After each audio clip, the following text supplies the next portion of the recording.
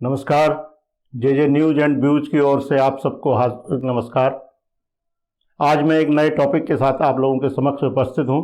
थोड़ा विलम्ब जरूर हुआ है, मैं किसी काम में व्यस्त हो गया था लेकिन मैं आप लोगों का स्नेह चाहूँगा, आप लोगों का प्यार चाहूँगा। इस वीडियो को आप आगे बढ़ाएं, शेयर करें और पूरा जरूर सुनें। आज का टॉपिक है रूस और यूक्रेन के बीच में शत्रुता क्यों। ये जो लड़ाई चल रही है या लड़ाई की जो आशंका है रूस और यूक्रेन के बीच में, जिसमें कई देश एक दूसरे के साथ खेमेबंदी में आ चुके हैं। अमेरिका के अगर प्रचार साधनों को सुने तो लगता है कि अब आज ही या कुछ ही पलों में रूस हमला करने जा रहा है। और यूक्रेन के राष्ट्रपति की बात सुने तो उनका कहना है कि अभी कुछ ऐसा नहीं होने जा रहा है। उनका बहुत ताज़ा बयान कल परसों में आया है, जिसके मुताबिक उनका कहना है कि मैं जानता हूं, मैं इससे ज़्यादा कोई और देश थोड़ी जान सकता है। वास्तव में उनकी बात में दम है। और पुतिन ने जो अपना गेस्चर दिखाया है, पुतिन जिस तरह से अपने को शो कर रहे हैं, उसके मुताबिक उनका कहना है कि वो अमेरिका के आगे झुकने नहीं जा रहे हैं। अमेरिका चाहे कितने प्रतिबंध लगा दे, अमेरिका चाहे कितनी ही खेमेबाजी कर ले, लेकिन उनके मन जो आएगा वो करेंगे। बात विस्तार से शुरू करें, इससे पहले हम यूक्रेन के भूगोल को जान लें। यूक्रेन एक तरीके से रूस की गोद में बसा हुआ एक देश है, जिसका आधे से ज्यादा हिस्सा, पूर्वी हिस्सा, थोड़ा बहुत उत्तरी हिस्सा और कुछ दक्षिणी हिस्सा रूस के सीमा के अंदर है। और जो उसका पश्चिमी उत्तर और दक्षिण पश्चिमी जो हिस्सा है वो यूरोप के कई देशों से टच करता है। पूर्व में रूस है, उत्तर में बेलारूस और पोलैंड। इसमें से बेलारूस पूरी तरह से रूस के साथ में है। पश्चिम में रोमानिया है, मालदोवा है, हंगरी है और स्लोवाकिया है। इसके अलावा दक्षिण में क्रीमिया का वो प्रांत है जो 2014 में रूस ने अपने कब्जे में ले लिया था। और दक्षिण में ही काला सागर और अजोव सागर है। इसके अलावा दक्षिण में एक छोटी सी खाड़ी भी है, बे जिसको हम कहते हैं अंग्रेजी में, कार्किनिट जिसका नाम है। और एक जल डमरूबद्ध है जिसके बीच से जहाज आते हैं। यूक्रेन और रूस दोनों के जहाज आते हैं, वो है कर्च। अब आप इस भूगोल को ध्यान में रखिए। जो ये चित्र आपको दिखाया जा रहा है इसको भी आप देखिए। चाहे तो वीडियो को कुछ देर पॉज कर लीजिए। जब आप इसका पूरा भूगोल समझ लेंगे तब समझ में आएगा कि समस्या क्या है और कहां से होती है।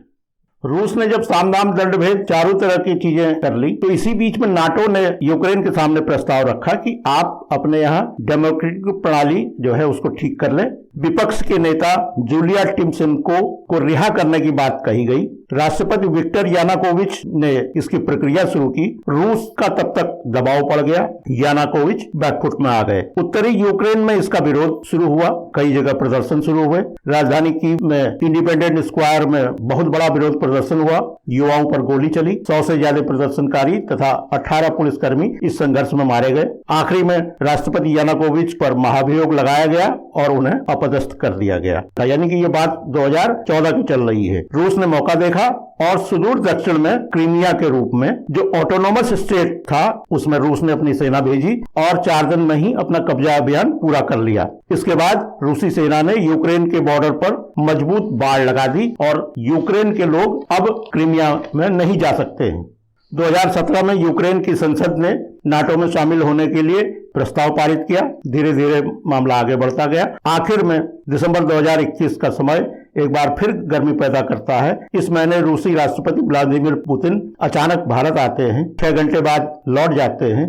अगले ही 2-3 दिन में वो अमेरिकी राष्ट्रपति जो बाइडेन से वर्चुअल वार्ता करते हैं। फिर British prime minister Boris Johnson, फ्रांसीसी राष्ट्रपति एमेनुएल मैक्रो और फिनलैंड के राष्ट्रपति सोली निनित्से से बात करते हैं और चाइना के राष्ट्रपति शी जिनपिंग से तो कई बार वार्ताओं का दौर हो गया।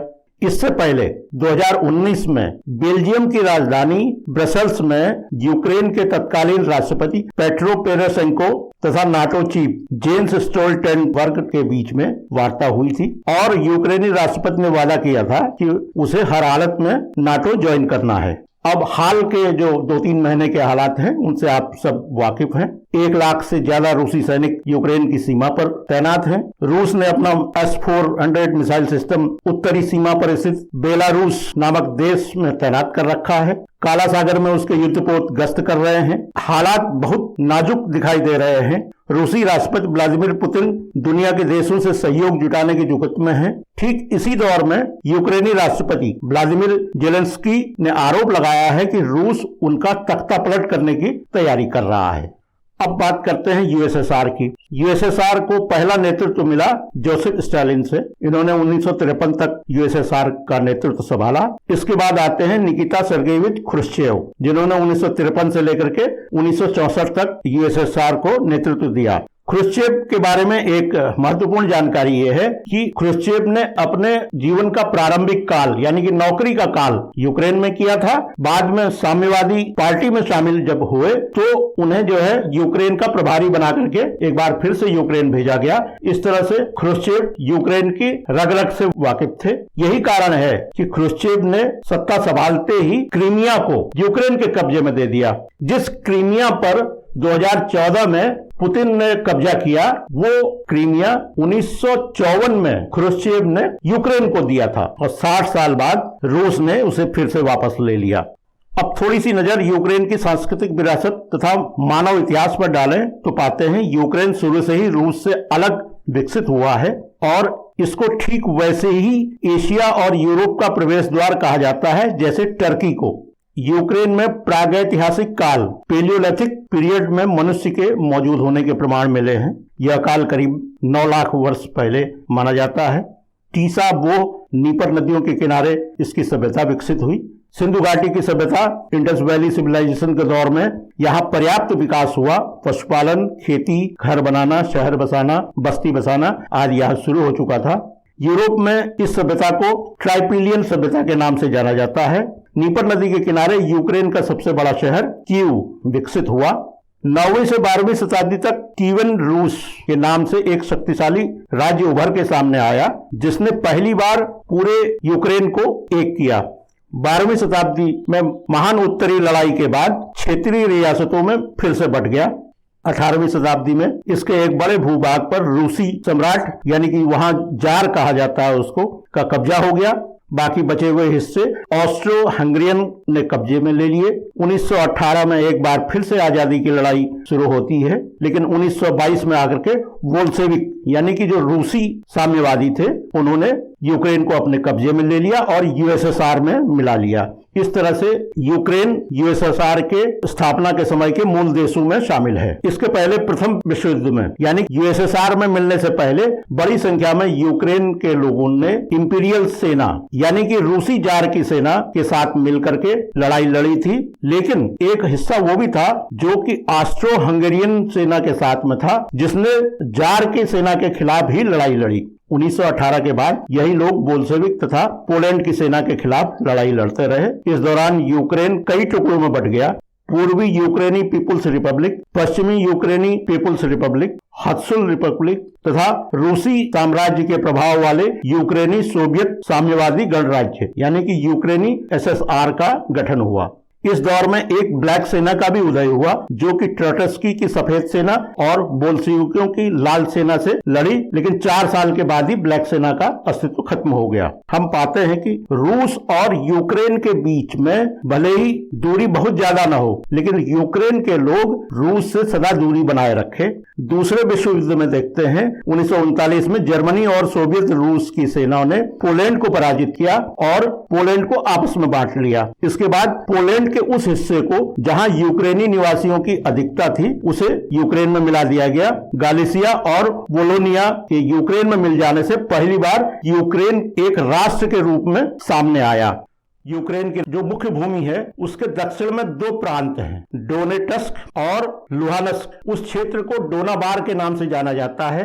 रूसी मूल के लोगों का बहुतायत है इस क्षेत्र में और ये चाहते हैं कि रूस के साथ यूक्रेन का समायोजन कर लिया जाए। यहीं पर रूसी मूल के लोगों का एक ग्रुप भी है जो हिंसक घटनाएं करता रहता है। पूरे संघर्ष में 14,000 से ज्यादा जाने जा चुकी हैं। हम सब जानते हैं कि रूस का पश्चिमी हिस्सा काफी आबाद रहा है और रूस, जिसे अभी हम रसिया के नाम से जान रहे हैं, 1991 से पहले यह यूएसएसआर यानी कि सोवियत संघ के नाम से एक बहुत बड़ी महाशक्ति हुआ करता था और 1991 में इसका विघटन हुआ। 15 देश इससे पैदा हुए, जिसमें सबसे बड़ा भूभाग आज भी रूस के पास में है। रूस प्राकृतिक रूप से बहुत संपदा संपन्न देश है। यहाँ पर पेट्रोलियम, प्राकृतिक गैस और अन्य खनिज बहुतायत में पाए जाते हैं। यूएसएसआर के समय से ही पश्चिमी भाग काफी प्रॉस्परस था, इंडस्ट्रियलाइजेशन यहाँ का हुआ था और यही इनकी राजधानी मॉस्को और जो दूसरा सबसे बड़ा शहर है और ऐतिहासिक शहर है सेंट पीटर्सबर्ग भी इसी पश्चिमी क्षेत्र में आता है। इसी पश्चिमी क्षेत्र में यूक्रेन भी बसा हुआ है। यूक्रेन की राजधानी कीव है जो नीपर नदी के किनारे एक बहुत बड़ा बंदरगाह है, जहां पर आज भी रूस के कई जो फाइटर विमान हैं या मालवाहक या परिवहन विमान हैं या अन्य उद्योग हैं वो स्थापित हैं। उनके निर्माण का वहां पर फैक्ट्रियां हैं। दूसरी बड़ी बात यह है कि रूस से जो प्राकृतिक गैसों की पाइपलाइनें निकलती हैं वो सब यूक्रेन से होकर गुजरती हैं। और यहां पर मैं आपको बता दूं, रूस यूरोप के 40% ऊर्जा संसाधनों की आपूर्ति करता है इन्हीं पेट्रोलियम और प्राकृतिक गैस के माध्यम से। जर्मनी इनका सबसे बड़ा खरीदार है। रूस और जर्मनी के बीच में जो पाइपलाइन बन रही है नॉर्ड स्ट्रीम 2 इसका नाम है और इसका 95% काम पूरा हो चुका है और ये कभी भी चालू हो सकती है। जर्मनी भी चाहता है कि ये लाइन जल्दी से जल्दी पूरी हो। एक बार ये लाइन चालू हो जाए तो वो अमेरिका को समझा लेगा। अभी हाल में आपने सुना होगा कि जर्मनी ने भी रूस और अमेरिका या यूक्रेन के बीच में मध्यस्थता करने का प्रयास किया था। फ्रांस के राष्ट्रपति दौड़ करके पिछले हफ्ते मॉस्को गए, वहां बातचीत हुई।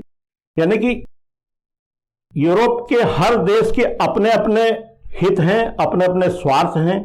नाटो तो एक संगठन है, लेकिन अमेरिका का एक अलग स्वार्थ है, अलग हित है।